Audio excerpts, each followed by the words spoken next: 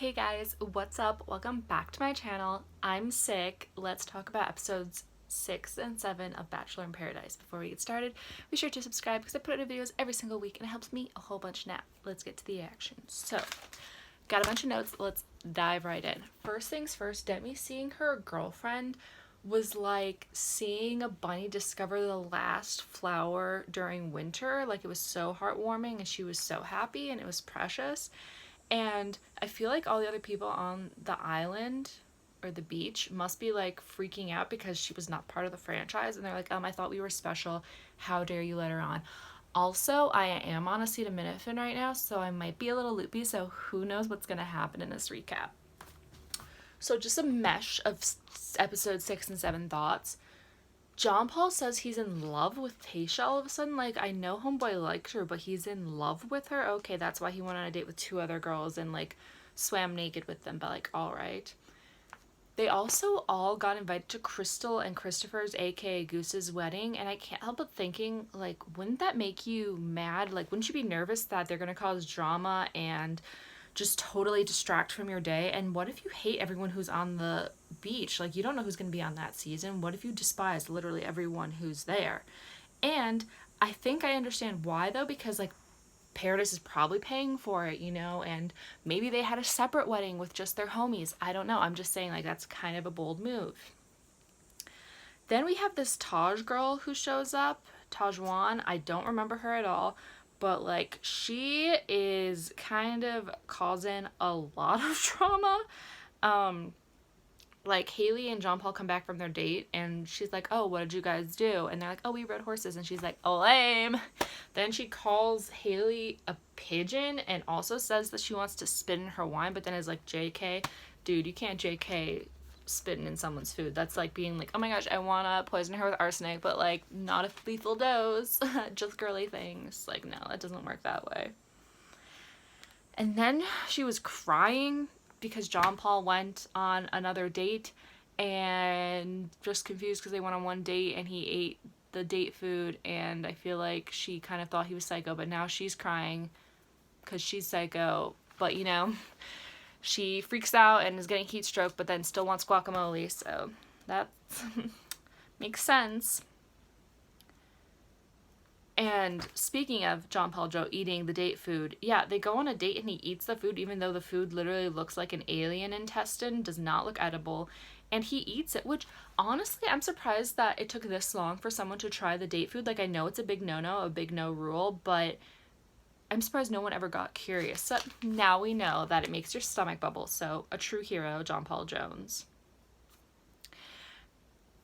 And then, you know, when Taj has her little freak out moment, heat stroke moment, there's a doctor who comes who I swear was like a porn doctor up until this episode when he was needed, because he comes out, he's literally just like, looks like he's 22 and comes out with his little lab coat and glasses, and I'm like, are we sure that this dude isn't just an actor? And I honestly thought it was a joke, but apparently he was a real doctor, so the more you know.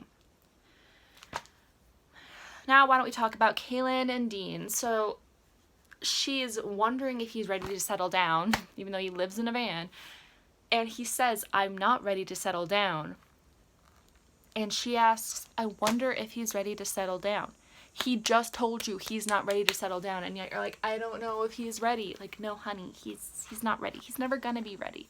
He even says, you would hate being my girlfriend. I'm not here for a relationship. Which, on that freaking note, it's kind of shady that the Bachelor producers even put him on Paradise, because the whole point is to find romantic relationships, to get engaged, and they just put on this homie who doesn't even want to be in a relationship, is just here for fun. That's kind of trash. You know, I'm just saying to the Bachelor producer, like, that's kind of a trash move, but whatever. Let's see what we're gonna talk about next. Oh, so then we have to talk about this whole Katie and Chris situation, because Katie likes Chris, Chris likes Katie, and he's like wanting her to say before he goes on this date with his Jen chick, don't go, I love you, like, don't talk to other women, I'll bite your arm off.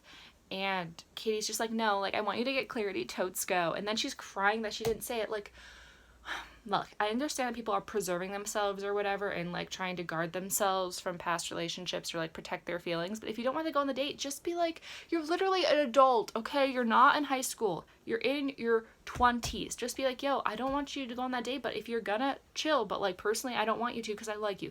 That's simple. That's all she had to say, but whatever, it's fine.